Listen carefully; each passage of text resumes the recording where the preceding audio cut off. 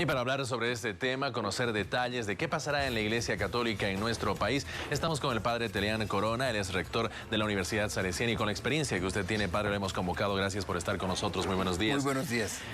Ha fallecido el cardenal Julio Terrazas en nuestro país y ahora él era la máxima autoridad de la Iglesia Católica. ¿Qué va a hacer ahora la Conferencia Episcopal Boliviana?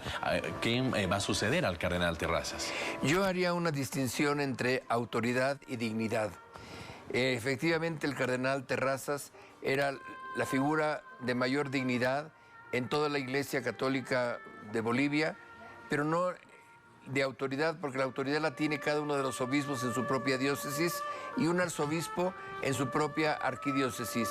Unidos todos los obispos forman parte de lo que se llama la Conferencia Episcopal Boliviana, que tiene un presidente, un vicepresidente, un secretario ejecutivo, y en cierta forma la Iglesia sigue teniendo sus autoridades, no obstante que el cardenal haya pasado ya a la eternidad.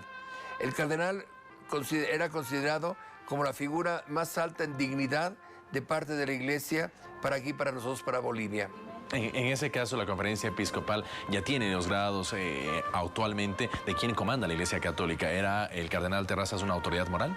Era una autoridad moral que terminó de ser una autoridad dentro de su arquidiócesis cuando cumpliendo 75 años pidió al Papa ser relevado de la responsabilidad del gobierno de la diócesis de Santa Cruz y pusieron a Monseñor Sergio Gualberti como arzobispo de Santa Cruz, permaneciendo él a un lado, pero como una figura que no opaca para nada, sino que con su dignidad le daba prestigio completamente a la iglesia de Santa Cruz. Ahora, ¿quién es la máxima autoridad de la Iglesia Católica en Bolivia? La máxima autoridad en cada diócesis es el obispo, pero reunidos todos los obispos en conferencia episcopal, el Monseñor Ricardo Centellas de Potosí es ahorita el presidente de la Conferencia Episcopal Boliviana. Bueno, antes era el cardenal Julio Terrazas. Él renunció, me dijo usted, a los 75 años, inclusive al arzobispado de Santa Cruz.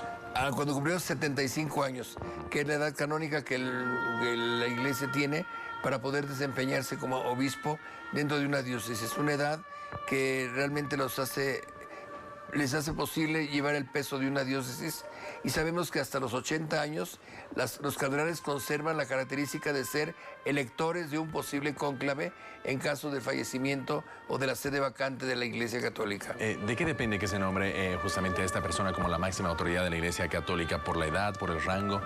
Es un nombramiento que viene directamente del Papa y que es selectivo. No necesariamente está vinculado a una diócesis o a un lugar fijo.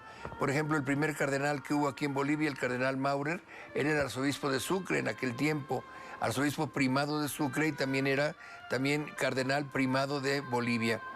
El segundo cardenal, que tiene la grande gracia y la grande virtud de ser boliviano, es el cardenal Julio Terrazas, que evidentemente, como arzobispo de Santa Cruz, tenía la posibilidad de ser el jefe, el responsable de la autoridad máxima de Santa Cruz, pero como dignidad, es una dignidad que supera completamente a todos los demás obispos.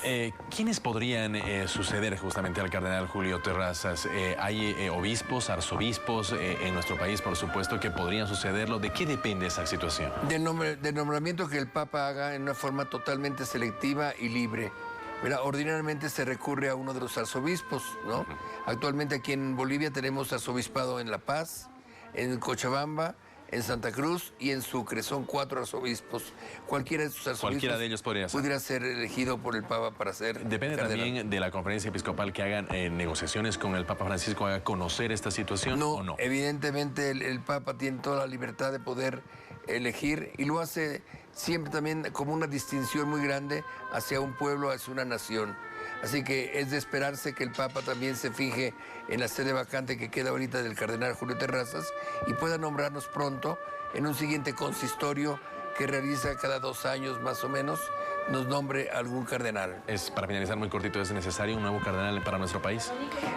Necesario, evidentemente no, pero sí es muy conveniente que la Iglesia en Bolivia tenga la dignidad de una persona que elevada al grado de cardenal pueda ser auxiliar directo del Papa en tantas tareas que el Papa le señala directamente a los señores cardenales. Gracias por acompañarnos en esta entrevista. El padre Telián Corona, rector de la Universidad Salesiana. Y nos acompañamos todos en este momento en que contemplamos la figura del cardenal Julio Terrazas como una figura de un grande dignatario de la Iglesia que evidentemente el día de hoy, al tener su funeral, despediremos con la solemnidad con la que requiere también su persona. Gracias. Y a propósito de eso, a las 4:30 de la tarde, desde la ciudad de Santa Cruz, la red Unitel, una transmisión especial que se va a realizar a propósito del fallecimiento del cardenal Julio Terrazas.